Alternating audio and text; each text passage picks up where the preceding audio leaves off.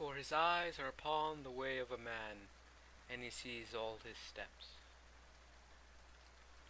A grey smog smothers the valley as brick pillars bellow the product of industry. The people exist in a manner similar to how the ashes linger on their clothes. They are filled with smoke and obsessed with only luxuries and chasing a grandeur that is only perceivable in their minds. From the crest of the valley, the gaze of Dr. Eckelberg's eyes envelops the valley and its inhabitants that go about their unvirtuous exploits. The aroma of Turkish coffee penetrates the senses in Mikhail's shop. The smell is accompanied by the loud roar of a grinder. "Get me a black," said a towering Tom Buchanan. Michaelis didn't even bother to look up. He instinctively headed to the back and opened the pantry for Tom's special ground. Michaelis realized he was running low, but nonetheless he made a fresh spot for his premier patron, Mr. Buchanan.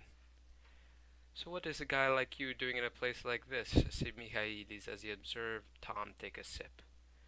Tom momentarily choking on his coffee before muttering a rushed answer, "Waiting for someone." Michaelis did not press Tom any further as Tom paid for his coffee and slipped Michaelis a little something extra. Michaelis sighed at the vacancy of his now empty coffee shop and looked out the window, only to meet the gaze of Dr. Eckelberg. The silence of the shop was abruptly broken by the sound of yelling in Wilson's store next door. Giving up on the hope of any more customers, Michaelis closed up shop to head over to make sure everything was all right. Michaelis pressed his ear to Wilson's door to hear an argument unfolding. The voices sounded muffled, but Michaelis decided not to knock.